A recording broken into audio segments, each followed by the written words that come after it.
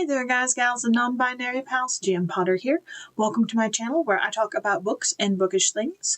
And today I have a John Green book for you, but not a Looking for Alaska or An Abundance of Catherines. I have Everything is Tuberculosis by John Green.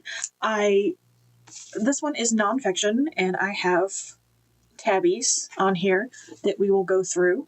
And let's get into it.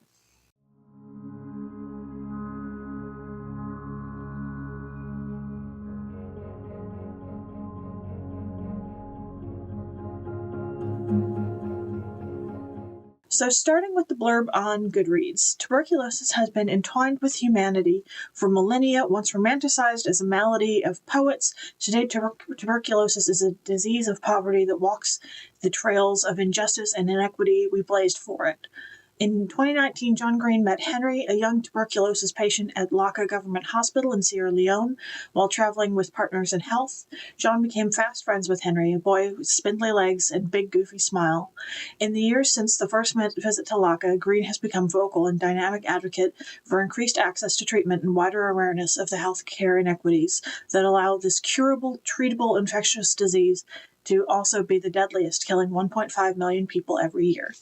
In Everything is Tuberculosis, John tells Henry's story, woven through with scientific and social histories of how tuberculosis has shaped our world and how our choices will shape the future of tuberculosis. This book is so fascinating. It's not like a textbook on tuberculosis, like the blurb says. It takes a story of an actual real-life tuberculosis patient, and it weaves that in with historical context and social influence and historical influence and impact of this disease. That it examines the cultural and societal impact of tuberculosis and its treatment and cure. This book came out this year, March 18th, 2025. And it's 208 pages. As you can see, it's not terribly long. So let's begin at the beginning. In chapter 1, there was a piece that stuck out to me. It's the line, but as a friend once told me, nothing is so privileged as thinking history belongs to the past. That so many people, especially people I know here in America, think of tuberculosis as something that belongs in the past. And frankly, as treatable and curable as it is, it does belong in the past. But it's not, and this book seeks to explain why. We have our first picture of Henry on page 11. He's an adorable kid, cute kid, and from what we learn about him throughout the book, he's just absolutely adorable. He's got bright spirits, he's perky, he's trying to keep everybody in good spirits because in Sierra Leone, it's essentially a death sentence. Some people get better, but the majority of people don't. He talks about how tuberculosis shaped the West. Even after New Mexico became a U.S. territory in 1848, it was regarded with suspicion by many white Americans. After all, the majority of people living in the territory were indigenous people or people who spoke Spanish as their first language. And so, despite New Mexico having the institutions needed for statehood, a large enough population and a strong majority of its voters seeking statehood, U.S. Congress repeatedly turned down New Mexico's attempts to enter the Union.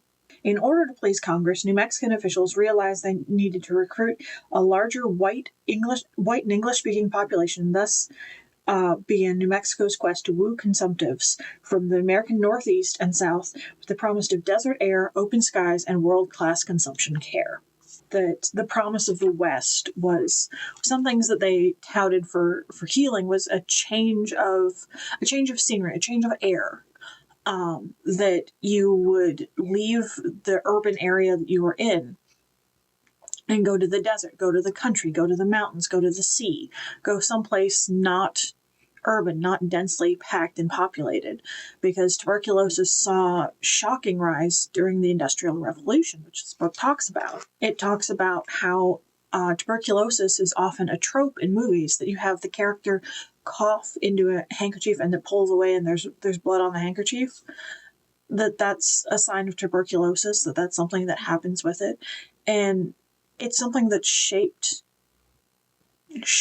our entertainment. That tuberculosis has shaped not just the literal shape of the United States, it's shaped our entertainment from things like Moulin Rouge and La Boheme, which is an opera. It's shaped The Great, it's shaped it even shows up in Red Dead Redemption 2. This book has a lot of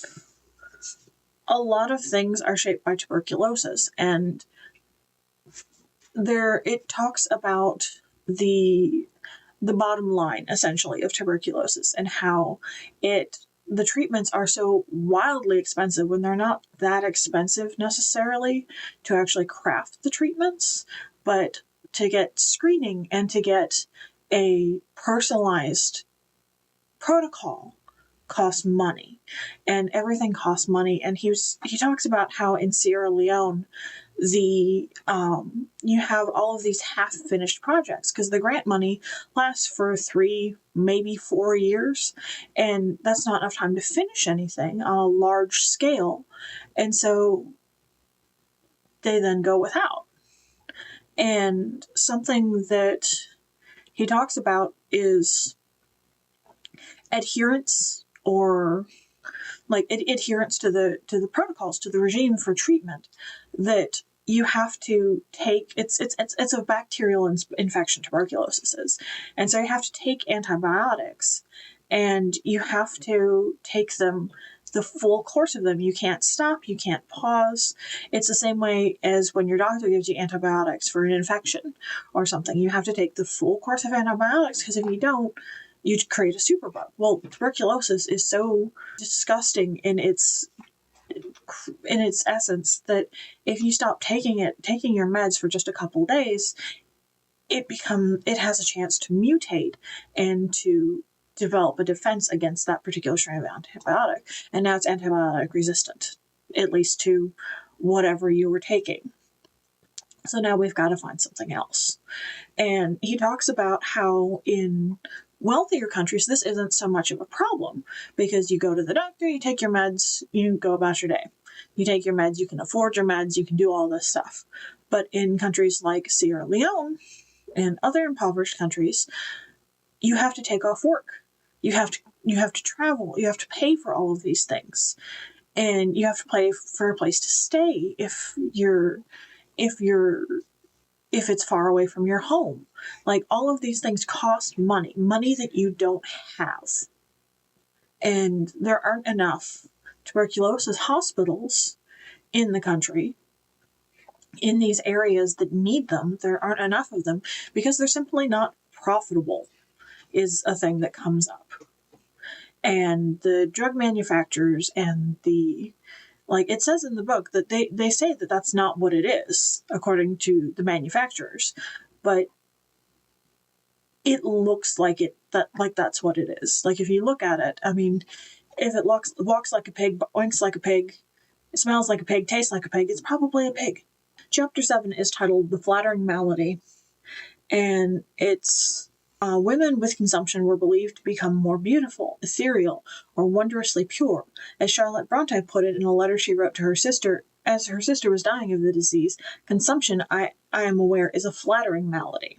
There was that a lot of our beauty standards are based on what consumptive patients look like, that they have very pale skin from lack of blood flow and oxygenation, but they have rosy cheeks because of the fever, and their eyes are big because they're sunken in. Like, the skin is pulled back from the eyes, making the eyes look bigger. And it includes pictures of actual tuberculosis patients that looks like a classic romantic period piece of art. Like, that looks like a piece of art. That doesn't look like a person dying of a deadly disease. That looks like art. That looks like a woman in repose, or whatever painting you want to call it. On page 67, it says, once again, we see the commingling of romance and stigma in a way that women's bodies are imagined, sometimes within a single sentence, as one 18th century magazine extolled the virtues of the consumptive body. The beauty of women is greatly owing to their delicacy or weakness. That there's something otherworldly, there's something beautiful in this weakness, in this altered state. that John Green, the author, was watching YouTube videos on tuberculosis, and he wrote that he came upon a comment on page 71. He writes about a woman named Jill wrote, "As a fat person, I used to wish for a wasting disease like tuberculosis. It's messed up." And dozens of people replied to that comment with their own experiences of being complimented for weight loss associated with life-threatening illness, or with fantasies of tapeworms or other illnesses that would shrink their bodies. That prior to the Industrial Revolution, larger bodies were beautiful because it meant you were fed. It meant you were fed and taken care of and nourished. And then with tuberculosis, you can't really do anything, so you lay around and you can write poems and write letters and pursue the arts because you're not having to go about the business of living because you can't. And you waste away. And like I showed you in those pictures that are in this book, it looks peaceful. It looks beautiful. There's a line in here from Uncle Tom's Cabin that it describes the death of the young girl in the book Uncle Tom's Cabin as peaceful. And he then talks about people who've written their experiences of dying from the disease as they're slowly dying and drowning in their own fluids in their lungs as their body is shriveling up, that it's not peaceful, it's not calming, that they simply just don't have the energy to fight it. And that is terrifying. This book also talks about how for a long while, especially in America, but in other European countries, tuberculosis was seen as a disease that only white people got. That it was seen as something beautiful and poetic, and therefore only white people got it. That people seemingly dying of the same thing, people of color seemingly dying of the same thing, didn't have that. They had something else. They had something over there. That this stigmatization and this otherness, this othering of people who quite clearly have the same disease is inherently racist, and because of course it is. But he talks about that, and that there's an inherentness to the stigmatization, that there's an emphasis on you deserve to have this, and I don't have it because I'm better than you. Which you see as treatment became more readily available in wealthier areas. Then it became seen first as like the disease of the poets and like this thing to be aspired to, this aspirational disease, to this disease of poverty. Because once it was proved that it was a bacteria, once we could see it in microscopes and things like that, that once we could see what it was that was doing this, that it became looked down on, that it lost its luster. But it still remained something that was to be strived for, something that was to be admired in a lot of people. In chapter 9, Not a Person, he writes, "We see the profound shift from an inherited disease of intellect, contracted disease of filth, and racialization of tuberculosis. As late as 1880, white American physicians still argued that consumption did not occur among black Americans, who, it was claimed, lacked the intellectual superiority and calm temperament to be affected by the white plague." Talks about all the ways that tuberculosis has shaped countries, has shaped our life, has shaped everything. That it wasn't an old world disease or a new world disease. It was everywhere. He talks about one of the theories about how it got from the old world to the new world is it can jump the species barrier. That you can get it from eating infected seal meat, and that's the leading theory as to how it jumped the species barrier and came from Asia, essentially, to the New World, to the Americas. This book, though, does end with hope. It tells Henry's story, and Henry doesn't get an ending, and that is so beautiful. That he gets the treatment he deserves. They moved heaven and earth for this patient because they're like, this one we can cure if we can get the protocols in place. And he's alive, and he's working, and he's out there, and he's living. There's there's a part in the book where John Green talks to a doctor, and he says, on page 181, he says, I once asked tuberculosis author KJ Suang, of the 1,300,000 people who will die of TB this year, how many would survive if they had access to health care? I have. After all, while TB is often curable now, it remains very difficult. And he goes on, none, zero people should die of TB. If they have access to the treatments and to the cures, no one should die of this. And there's a saying that I've heard said that you can't solve all of the world's problems, but you can make your corner of the world shine a little brighter. And maybe you can't fix everything that's wrong with our mad basket case of a world, but maybe supporting something like Doctors Without Borders or a tuberculosis center, that's something that we can treat, something that we can cure, is something that we should all be doing, that we should all be helping our fellow man out there, that those who can should open my eyes to something that I just hadn't considered before. Have you read Everything is Tuberculosis? I would love to hear what you thought of it. Are you planning to read it? Are there any nonfiction books that you've read lately that particularly struck you? I'd love to hear in the comments, and I'll see you in the next one. Bye.